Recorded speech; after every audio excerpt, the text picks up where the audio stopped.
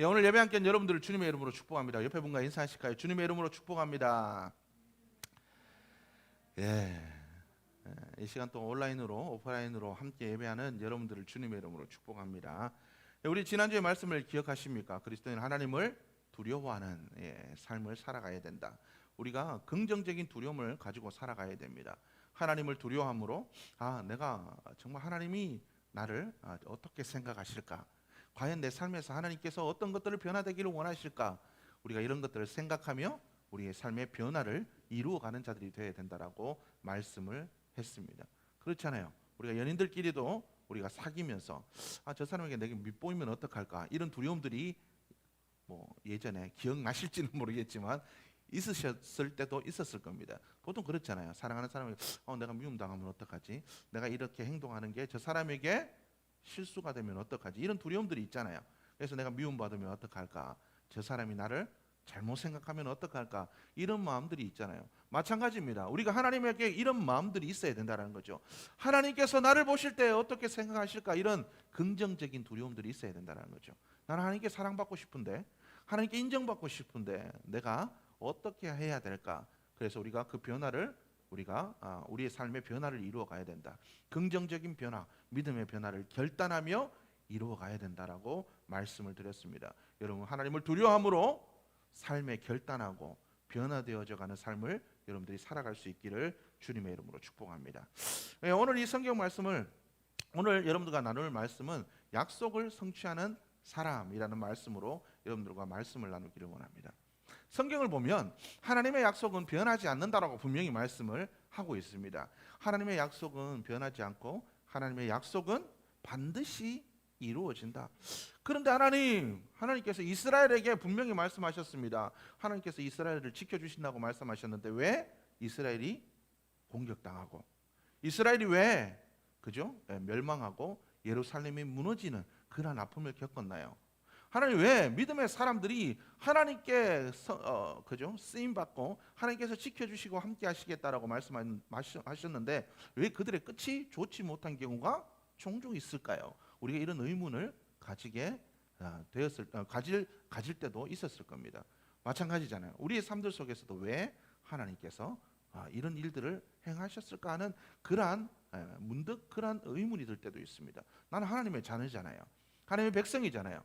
하나님께서 지키시고 인도하시고 푸른 물가, 쉴만한 물가로 인도해 주신다고 했잖아요.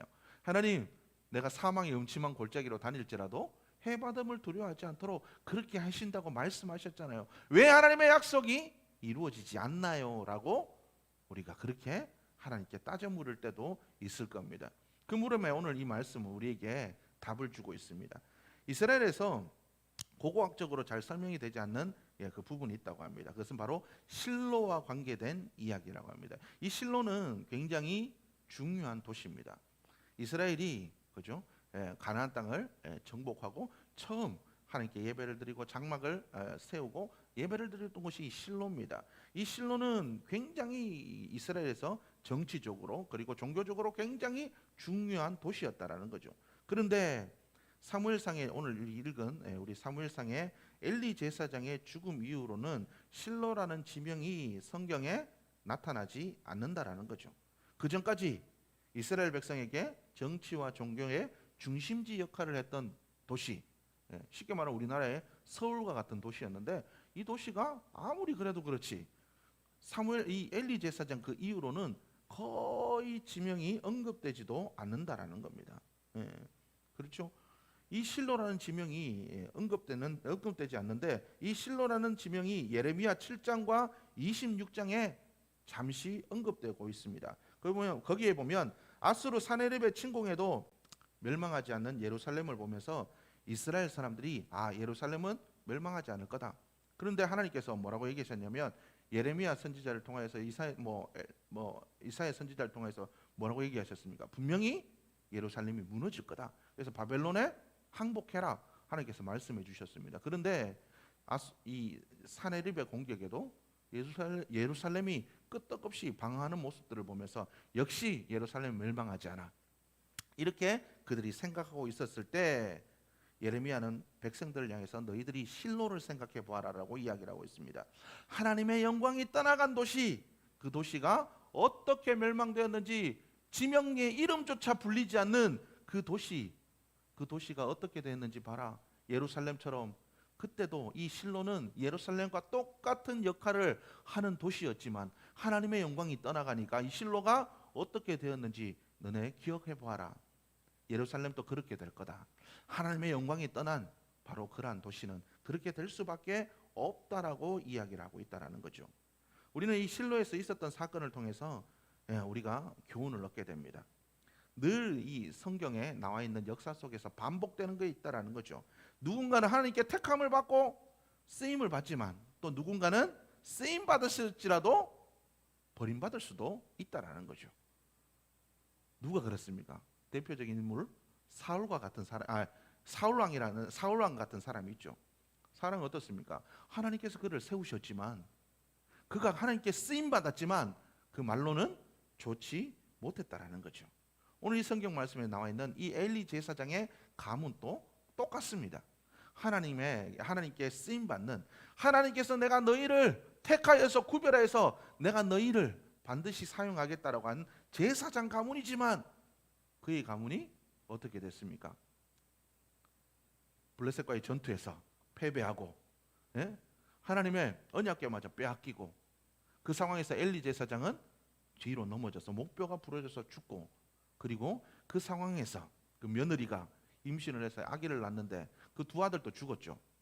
남편이 죽고 시아버지도 죽고, 그 상황 속에서 아기를 낳았을 때 그 며느리가 뭐라고 아이의 이름을 짓습니까? 이가봇, 하나님의 영광이 떠나가 버렸다. 그렇게 짓고 있다라는 거죠. 여러분 어떻습니까? 바로 이런 하나님의 영광이 떠난 그 모습으로 하나님께 분명히 택함을 받았지만 하나님의 영광이 떠나가서 마지막에는 쓰임받지 못하는 그런 경우들이 분명히 있다라는 거죠. 분명히 하나님께 택함을 받고 쓰임을 받았지만 그들의 마지막은 끝까지 쓰임받지 못한 그런 경우가 있다라는 거죠. 여러분 그리스도인들은 끝까지 쓰임받는 존재가 되어야 됩니다. 지금 당장 쓰임받는 게 중요하지 않습니다. 끝까지 쓰임받는 게 중요하다라는 거죠. 하나님의 약속을 반드시 성취하는 것, 이것이 더 중요합니다. 하나님의 약속이 이렇게 성취되었노라.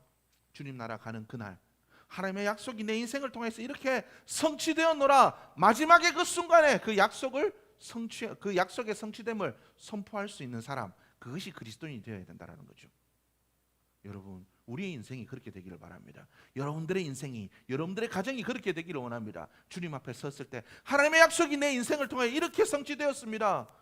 하나님의 약속이 이렇게 아름답게 이루어져 왔습니다. 그렇게 이야기할 수 있는, 그렇게 하나님 앞에 당당하게 말씀드릴 수 있는 여러분들의 삶과 가정의 모습이 될 수 있기를 주님의 이름으로 축복합니다.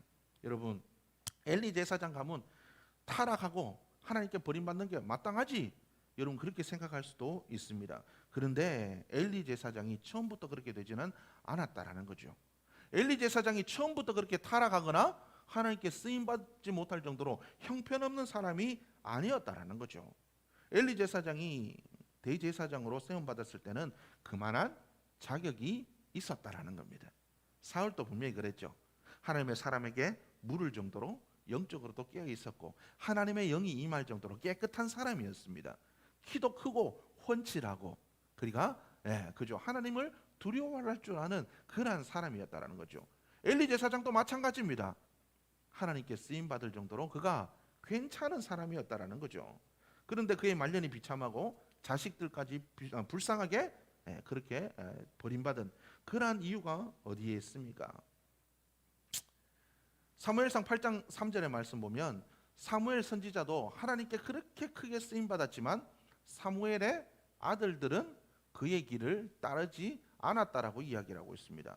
사무엘상 8장 3절의 말씀 보면 그의 아들들이 자기 아버지의 행위를 따르지 아니하고 이익을 따라 뇌물을 받고 판결을 굳게 하니라. 엘리 제사장뿐만 아니라 사무엘, 엘리 대신 쓰임 받았던 사무엘도 그의 자식들은 온전하지 못해서 결국 이스라엘이 야 이럴 바에는 차라리 왕을 세우자. 그래서 사울 왕을 세우게 되었다라는 겁니다. 하나님께서 기뻐하시지 않는 그 일들을 결국 행하게 되었다라는 거죠. 하나님께 쓰임 받았던 사람들과 가문이 비참한 모습으로 역사의 뒤안길로 그렇게 사라지는 그 가슴 아픈 그 모습들이 우리의 삶과 가정 속에는 일어나지 않아야 될 것입니다. 엘리 제사장을 보면 처음에는 하나님께 쓰임받을 정도로 아마 괜찮은 사람이었을 겁니다. 그런데 그가 그렇게 된 것에는 아마 하나님을 향한 거룩한 열정들이 아마 사라졌기 때문에 그렇지 않은가, 거룩한 믿음의 열정들이 사라져버렸기 때문에 그렇지 않을까, 그렇게 생각하게 됩니다. 우리의 삶에서 이 열정과 소명이 사라지면 그 다음 오는 것은 타락일 수밖에 없다라는 거죠. 많은 믿음의 우리 선배들, 목사님들도 보면 어떻습니까? 처음에 그렇게 열정적으로 개척해서 열정적으로 막 교회를 크게 세우고 대형 교회를 세우고 부흥하셨던 목사님들이 넘어질 때 왜 그런 일들이 있을까요? 아마 열정들이 사라지고 이만하면 됐지 라고 하는 그 마음에 안주하기 시작하고 그 마음에 권태가 찾아오고 그리고 그 마음속에 그죠? 거룩한 열정들이 사라지고 세상의 것들이 들어오기 시작했을 때 그것이 타락이 되고 죄가 되었지 않았을까 생각해 보게 됩니다. 여러분 어떻습니까? 하나님께서 주신 그 사명과 비전에 우리가 불타오르면 하나님이 주신 그 약속을 붙잡고 기도하고 하나님의 약속이 이루어지기를 소원하는 사람에게는 죄가 틈타지 않습니다. 왜요? 그것을 위해서 달려가기 때문에, 다른 것은 돌아보지 않기 때문에 하나님의 은혜만을 구하고 나아갈 때는 죄가 우리를 틈탈 수가 없습니다. 그런데 우리가 그 열정들이 사라지고 비전과 소명이 우리 속에 사라져 버릴 때 세상의 것들이 보이기 시작합니다. 저 사람은 저렇게 누리고도 사는 거구나, 저 사람은 저렇게 되는구나, 자식들은 저렇게 키워야 되나, 어떻게 해야 되나, 세상의 것들을 보기 시작하니까 마음에 염려가 생기고 두려움이 생기고 걱정이 생기고, 그러다 보니까 세상의 것들을 가지면 뭔가 될 것 같고 저렇게 하면 뭐가 될 것 같으니까 세상을 따라 살아가다 보니까 우리의 삶들 속에 죄가 생기고 문제가 생기고 하나님을 떠나게 되니까 우리의 삶들 속에 은혜가 사라지게 되니까 우리의 삶은 점점 죄로 인해서 망가지게 된다는 거죠. 여러분 어떻습니까? 내 속에 거룩한 열정이 있습니까? 아니면 세상을 향한 욕망이 있습니까? 내 삶을 돌아보시기를 바랍니다. 하나님의 약속을 붙들고 살아가는 사람, 그 약속을 이루기 위해서 거룩한 열정으로 살아가는 사람들은 속에 세상을 향한 욕망이 아닌 하나님의 나라를, 하나님께서 주신 약속을 이루기 위한 그 거룩한 열정만이 가득할 것입니다. 여러분 어떤 사람들은 그렇게 얘기합니다. 하나님 주신 그 열정을 가지면 진짜 아프리카 오지에 또 그렇게 가야 되는 거 아닌가? 그런 생각을 가지게 됩니다. 여러분 그러나 기억하시길 바랍니다. 하나님이 주신 그 약속을 붙잡고 거룩한 열정을 위해 살아가는 사람들은 가난도 두렵지 않습니다. 죽음도 두렵지 않습니다. 세상의 그 어떤 것도 부럽지 않습니다. 그들은 그 열정, 하나님이 주신 그 약속을 붙잡고 살아가는 사람들은 그것이 세상에서 가장 자랑스럽고 그것이 가장 기쁘고 그 일을 행하는 것이 가장 행복하다라는 겁니다. 하나님께서 그렇게 만들어 주십니다. 하나님의 기뻐하시는 뜻을 이루기 위해서 살아가는 그 삶 속에 하나님 주시는 행복이, 하나님 주시는 은혜가, 하나님 주시는 축복이 분명히 임하게 될 줄로 믿습니다. 그런데 그 열정이 사라져 버리니까, 하나님의 약속을 향한 그 소명과 비전이 사라지니까 하나님이 주시는 행복이 떠나가고 기쁨이 떠나가고 하나님이 주시는 그 좋은 것들이 떠나가니까 허무가 찾아오고 세상의 것들로 채우기를 원하고 그 허무를 채우기 위해서 세상의 것들을 자꾸 채우게 된다는 거죠. 그러니까 사람들은 점점 더 악해져 가고 무너져 가게 되어 있다는 거죠. 여러분 하나님의 약속을 성취하는 것, 그것은 전적인 우리에게 달려있다는 것을 기억할 수 있기를 주님의 이름으로 축복합니다. 우리는 하나님의 약속을 이루기 위해서 우리가 기도하고 그 열정들이 식지 않도록 간구하고 기도하는 자들이 되어야 됩니다. 하나님 내게 거룩한 열정과 비전을 주옵소서. 하나님이 주신 그 약속의 말씀들이 내가 붙잡고 살 만한 말씀이 없다면 하나님 그 말씀을 내게 주시옵소서. 여러분들이 기도해야 됩니다. 하나님 내가 무엇을 붙잡고 살아가야 됩니까? 하나님 내가 붙잡고 살아가야 될 하나님의 약속의 말씀을 주옵소서. 거룩한 비전을 주옵소서. 그 비전으로 살아가게 하여 주옵소서. 여러분 그렇게 기도하며 나가야 됩니다. 그래서 그 약속의 말씀을 이루기를 소원하는 것, 바로 여러분들의 모습이 되어야 될 줄로 믿습니다. 하나님의 약속은 문제 없습니다. 그런데 그 약속을 우리가 유효하게 만드냐 만들지 못하느냐가 중요하다는 거죠. 여러분 계약이라는 게 있잖아요. 하나님의 약속은 계약입니다. 그죠? 언약. 하나님이 너희들이 뭐라고요? 너희가 내 말씀을 지키면, 내 길에서 떠나지 않으면, 너희들이 이렇게 하면 어떻게 하실 것이다. 여러분 그렇지 않나요? 약속은 분명히 유효합니다. 근데 그 약속을 우리가 유효할 수 있도록 지키는 것은 우리의 몫이라는 거예요. 그래서 우리는 약속을 성취하는 사람, 약속을 지키는 사람, 하나님의 약속이 이루어지도록 지키는 사람, 그것이 그리스도인이다. 여러분들 이것을 잊지 않고 살아갈 수 있는 여러분들의 모습이 되기를 주님의 이름으로 축복합니다. 엘리 제사장도 처음에는 바로 이런 약속을 지키면서 살아가는 괜찮은 사람이었습니다. 사무엘상 1장에 보면 엘리 제사장이 있을 때 한나가 와서 기도합니다.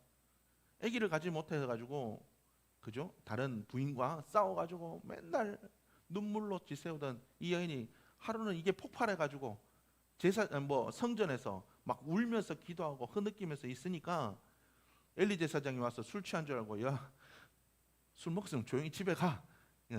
그렇게 엘리 제사장이 얘기했을 때 한나가 자기의 이야기를 얘기하죠. 제가 이러이러한 문제로 아기가 없어서 이렇게 슬퍼서 웁니다. 그랬을 때 엘리 제사장이 뭐라고 얘기합니까? 걱정하지 말고 집에 돌아가라.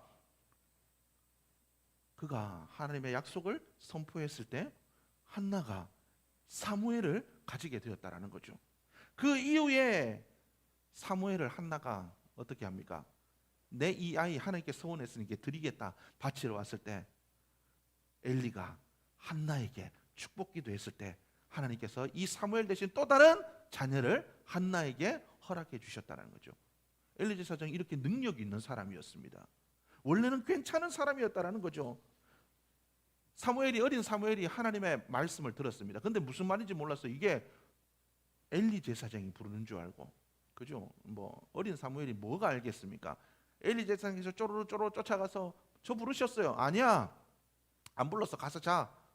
몇 번을 그렇게 쫓아오니까 엘리 제사장이 영적으로 깨어 있었던 모양입니다. 이건 하나님께서 주시는 음성이구나. 다시 사무엘이 찾아왔을 때, 사무엘아, 이건 하나님의 음성이다. 너 그 음성이 또 들리면 뭐 하라고요? 주여, 당신의 종이니 내가 듣겠습니다. 그렇게 하나님께 기도하면서 조용히 하나님이 뭐라고 하시는지 잘 들어라. 그는 영적으로 깨어 있어서 하나님의 음성을 분별할 수 있는 사람이었습니다. 괜찮은 사람이었어요. 그리고 또한 하나님께서 사무엘을 통해서 말씀을 주셨을 때, 엘리 제사장님 안타깝지만 이런 일들이 있을 거예요. 엘리 제사장님의 그 가문 속에 아픈 일들이 있습니다. 그랬을 때 엘리 제사장은 다 내 잘못입니다. 하나님, 내가 잘못했습니다. 당신께서 주신 그 징계 달게 받아들이겠습니다. 그렇게 한 사람이었다는 거죠.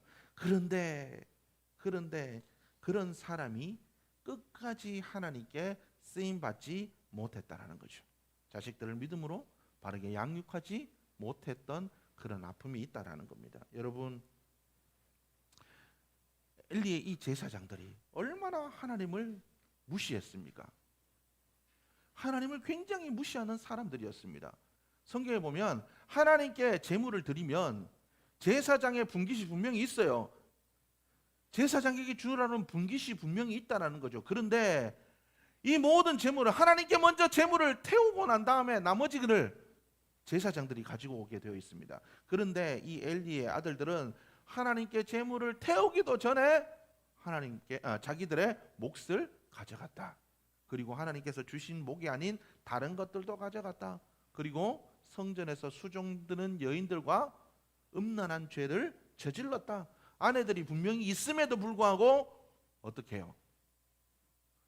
성적인 죄까지 저지른 그러한 삶이었다라는 거죠.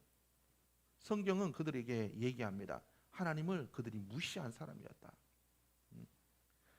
사무엘상 2장 30절 말씀, 하절 말씀 보면 하나님은 이렇게 얘기합니다. 나를 존중히 여기는 자를 내가 존중히 여기고 나를 멸시하는 자를 내가 경멸하리라. 엘리의 제사장의 아들들은 하나님을 존중히 여기는 것이 아니라 경멸하는 사람들이었습니다. 하나님의 법을 분명히 알고 있었을 겁니다. 제사장 가문은 철저하게 하나님의 법을 공부하기 때문에, 율법을 공부하기 때문에 이들이 몰랐을 수가 없다라는 거예요. 이것은 철저하게 하나님을 무시하는 행동이었다라는 겁니다. 알고 있음에도 모르고 지은 죄도 아니고 그들은 알고 있었음에도 불구하고 하나님을 무시했다라는 겁니다. 여러분, 이렇게 하나님을 경멸하고 무시했을 때 이가봇, 하나님의 영광이 떠나가는 그러한 저주가 이 가문에 임하게 되었다라는 겁니다. 여러분, 이 엘리 제사장의 아들들, 이 소년들의 죄가 여호와 앞에 심히 크면 그들이 여호와의 제사를 멸시하였다. 하나님을 경멸했기 때문에 하나님도 그들을 경멸히 여겼다라고 이야기를 하고 있다라는 겁니다. 여러분, 우리의 삶은 하나님을 존중하는 삶인가요? 아니면 하나님을 경멸하는 삶인가요? 내가 하는 행동, 내가 하는 말 한마디, 내가 살아가는 삶의 방식, 이 모든 것들이 하나님을 존중하는 삶의 방식과 행동과 말이 되어야 됩니다. 그래야 우리는 하나님의 약속을 성취하는 사람이 될 수 있습니다. 하나님을 존중히 여기고 하나님의 뜻대로 살아갈 때 우리 속에 거룩한 열정들이 식지 않고 하나님의 은혜로 끝까지 타올라서 하나님의 약속의 말씀을 성취하는 사람이 될 수가 있다라는 거예요. 여러분, 내 삶 속에 하나님을 경멸히 여기는 부분들이 있다면 하나님께 회개하시기를 바랍니다. 돌이키게 하여 주옵소서. 분명히 돌이킬 수 있는 은혜를 하나님은 주십니다. 이들이 왜 하나님의 그 영광의 뒤안길로 사라질 수밖에 없었습니까? 회개의 기회가 있었음에도 불구하고, 돌이킬 수 있는 기회가 있었음에도 불구하고 그들은 돌이키지 않았다라는 거예요. 여러분, 돌이키시길 바랍니다. 돌이켜야 됩니다. 우리의 삶을 끊임없이 주님께로 돌이키는 자들이 되어야 됩니다. 그래서 우리의 마지막 그 걸음 앞에, 우리의 걸음 앞에 누가? 주님이 계셔야 됩니다. 이 삶을 여러분들이 살아갈 수 있는 여러분들의 모습이 되기를 주님의 이름으로 축복합니다. 성경은 이야기합니다. 남에게 대접받고 싶은 대로 너희도 남을 대접하라. 이것은 하나님 믿음의 부분에서도 똑같습니다. 하나님께 대접받고 싶은 대로 여러분 하나님을 대접하십시오. 여러분들의 삶이 그러한 삶이 되어야 될 줄로 믿습니다. 여러분, 우리의 모든 삶이 하나님을 영화롭게 하는 삶이 되어야 됩니다. 비전의 삶이 되어야 됩니다. 그러한 삶이 되기 위해서 우리가 하나님을 존중히 여겨야 됩니다. 내가 하나님을 존중히 여기지 못해서 하나님의 능력과 은혜를 받지 못하는 그런 부분들이 어디 있나 여러분들이 깨달아야 됩니다. 깨닫고 돌이키고 거룩한 열정으로 타올라서 하나님의 약속을 이루어가는 삶, 바로 여러분들의 모습이 되기를 주님의 이름으로 축복합니다. 요즘 대선 기간에 그죠? 대선 기간에 그 대선 후보들의 이야기들을 보게 됩니다. 그 후보들의 모습을 보면 참 안 들렸으면 좋을 이야기들이 너무 많이 나오게 됩니다. 그죠? 한 후보의 아들은 도박을 하기도 하고, 그리고 뭐 성매매 업소에 가서 성매매도 뭐 했다라는 그런 이야기도 있고, 또 다른 후보는 허위 이력을 해서 그죠? 부당한 이익을 받기도 했다. 이런 이야기들이 나오기도 합니다. 여러분, 왜 그들에게 그런 일들이 있었을까요?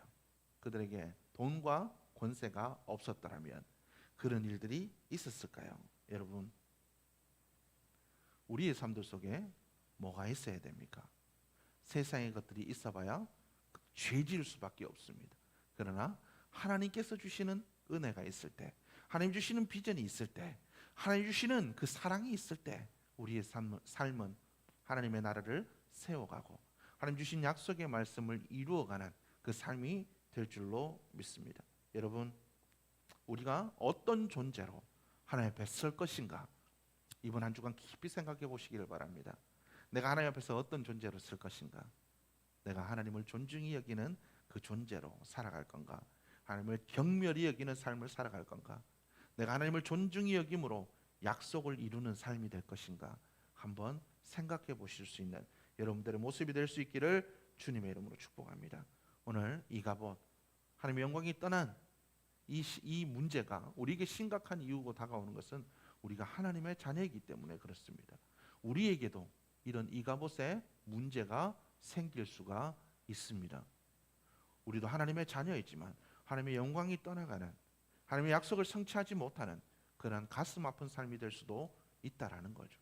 여러분, 돌이키시고 십자가의 보혈의 능력으로 다시 한번 회복하셔서 하나님의 약속을 이루는 귀한 그리스도인다운 복된 삶을 살아갈 수 있기를 주님의 이름으로 축복합니다. 기도하시겠습니다.